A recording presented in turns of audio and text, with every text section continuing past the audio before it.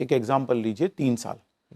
3 साल में अगर कस्टमर ने सारे लोन, सारे क्रेडिट कार्ड के बिल टाइम पे किए हैं और सारे अमाउंट पे किए, अभी ये क्रेडिट इंफॉर्मेशन रिपोर्ट देख के बैंक को एक एक्साइटमेंट होगा कि ये कस्टमर है जिसने 36 महीने लगातार समय पे किया है और सारा पेमेंट किया है।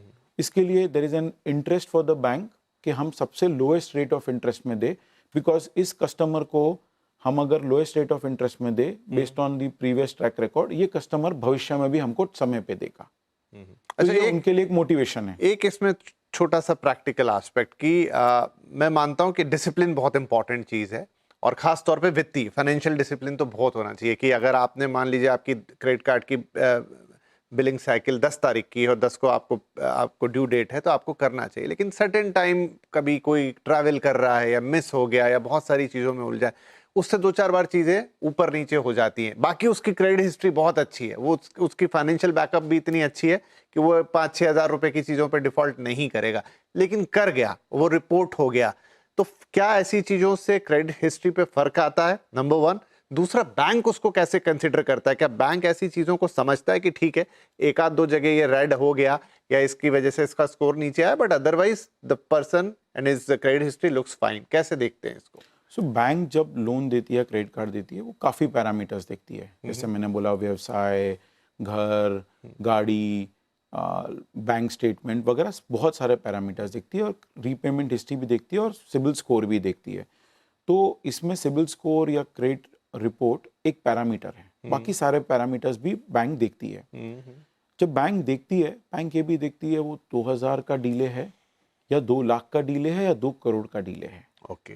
वो अमाउंट भी मैटर करेगा, और वो डीले पिछले महीने हुआ है या 3 साल पहले डीले हुआ है। ओके। इसके लिए बहुत ज़रूरी है कि हम कंज्यूमर्स को सिखाइए कि आप CIBIL.com पे आइए, अपनी खुद की एक सालाना फ्री रिपोर्ट लीजिए, आपकी रिपोर्ट और स्कोर देखिए।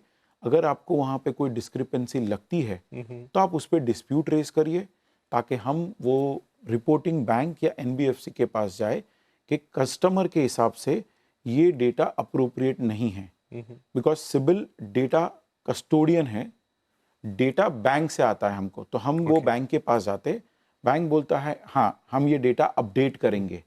जैसे ही बैंक को डेटा हमको अपडेट करता है, कस्टमर को लेटेस्ट इन्फॉर्मेशन मिल जाती है। इसके लिए हम दर्शकों को रिक्वेस्ट करेंगे कि आप CIBIL.com पे आके आपकी रिपोर्ट देखिए रेगुलरली। आपको अगर कोई डिस्क्रिपेंसी देखिए, आप रेस करिए डिस्प्यूट। इसके साथ में ये भी ज़रूरी है कि कस्टमर फ्यूचर में पेमेंट टाइम पे करे, और बैंक ये अगर छोटा डीले है उसको कंसिडर इतनी अहमियत नहीं देगा। अगर बड़ा डीले है और 5-6 या 10 बार डीले है 36 महीनों में, तो बैंक इसको नोटिस करेगा। तो कितनी बार डीले हुआ है, इसके लिए कस्टमर को हम रेकमेंड करेंगे कि आप रिमाइंडर्स डालिए, आपकी सिबिल रिपोर्ट रेगुलरली देखिए कि अगर आपने 36 महीनों में एक बार डिले किया और छोटे अमाउंट का किया है, बैंक इतनी अहमियत नहीं देगी। बट अगर आप 36 महीनों में से आपने 12 महीने डिले पेमेंट किया है और सारा पेमेंट नहीं किया है, बैंक उसको अलग नजरिए से देखेगी। अच्छा, कुछ ऐसे सवाल भी जब हमने वो शो किया, लोगों ने अपने सवाल भेजे, उसमें कई लोगों का ऐसा था कि उनकी तो EMI है जो कि डायरेक्ट कटती है बैंक से, उन्होंने कभी कोई डिले नहीं की। बैंक के अंदर किसी सिस्टम में कोई एरर है जो दिखाता है कि एक मैसेज आता है कि 5 तारीख को आपका वो कटना चाहिए, लेकिन कटता 15 तारीख को, तो डायरेक्ट थ्रू है, मतलब उसमें कोई है ही नहीं। EMI भी भर रही है, लेकिन जब वो अपनी रिपोर्ट चेक करते हैं तो वहां पे डीलेस दिखते हैं। अब ऐसे में वो कहते हैं, लोगों ने कहा कि हम बैंक को अप्रोच करते हैं तो कहते हैं सिबिल में जाइए, सिबिल में अप्रोच कहते हैं तो कहते हैं पहले बैंक से ठीक कराइए। तो क्या करना चाहिए कंज्यूमर को ऐसे में? कंज्यूमर को सबसे पहले तो अपनी सिबिल रिपोर्ट रेगुलरली दिखनी चाहिए, क्योंकि उसको उससे समझ में आएगा कि अगर मैंने डिस्क्रिपेंसी ऑब्जर्व की है, वो CIBIL.com पे आके डिस्प्यूट रेस करे। हम रेस करेंगे वो रिपोर्टिंग बैंक या NBFCs को कि ये कस्टमर बोल रहा है कि मैंने पेमेंट कर दी है, ये क्यों दिखा रही है। तो बैंक उस पर कंफर्म करेगा ये डेटा अपडेट करना चाहिए या नहीं करना चाहिए हमको। दूसरी बात है कि एज पर दी जो बहुत प्रोग्रेसिव सर्कुलर है कि 30 दिन में क्रेडिट इंस्टीट्यूशन और क्रेडिट इंफॉर्मेशन कंपनी सिबिल जैसी 30 दिन में कंज्यूमर का डिस्प्यूट रिजॉल्व करना है।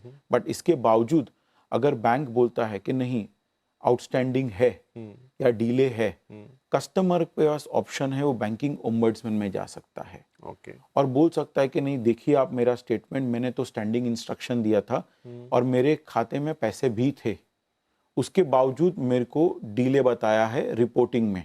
तो कस्टमर के पास सारे ऑप्शंस है सिबिल के पास आने के लिए। अगर वो बैंक बोलती है कि नहीं ये डिस्प्यूट सही नहीं है और ये डिले है या अमाउंट पेंडिंग है, तो वो कस्टमर बैंकिंग ओम्बड्समैन के पास भी जा सकता है। तो कस्टमर के हित में बहुत सारे ऑप्शंस है एंड इसके लिए हम कस्टमर को रिक्वेस्ट करेंगे कि आप कंसिस्टेंटली आके आपकी रिपोर्ट देखिए कि अगर कोई भूल चूक से अगर डिले रिपोर्ट हो गया वो इमीडिएटली रेस कर सकते हैं डिस्प्यूट। और हमने देखा है कि 30 दिन से 15 दिन होने के वजह से कस्टमर को फायदा होता है कि अभी रिपोर्टिंग जनवरी 2025 ने आरबीआई ने एक बहुत बढ़िया सर्कुलर निकाला था जहां पे data reporting to credit bureau 30 दिन से 15 दिन हो गया था, राइट, जहां पे कस्टमर के लिए बहुत अच्छा बेनिफिट है कि उनका डेटा 15 दिन में फ्रेश दिखेगा और 7 दिन भी हो सकता है, डेली भी हो सकता है। अगर मेरे को पूछेंगे कि देश के लिए सबसे बढ़िया चीज़ क्या हो सकती है, डेली रिपोर्टिंग, बिकॉज वो सारे सिटीजन्स के लिए बहुत फायदेमंद हो सकता है कि अगर एक कंज्यूमर ने अपना पेमेंट किया है या लोन क्लोज किया है या पार्ट पेमेंट किया है होम लोन पे समझिए, तो वो एक दिन के अंदर अपडेट हो जाएगा। साथ में अगर वो कस्टमर ने लोन लिया है तो बैंक को समझ में आ जाएगा ये कस्टमर ने 2 लोन लिए हैं, तो ये बैंक के हित में है, ये कंज्यूमर के हित पर ये में फैसला कौन करेगा? आरबीआई? हाँ, रेगुलेटर लेगा बिकॉज ये एक टेक्नोलॉजी चेंज है बट ये कंज्यूमर के हित में पर है। आप और बैंक्स रेडी हैं अगर ये डेली बेसिस का सिस्टम आ जाए? कंज्यूमर के हित के लिए सबको करना चाहिए।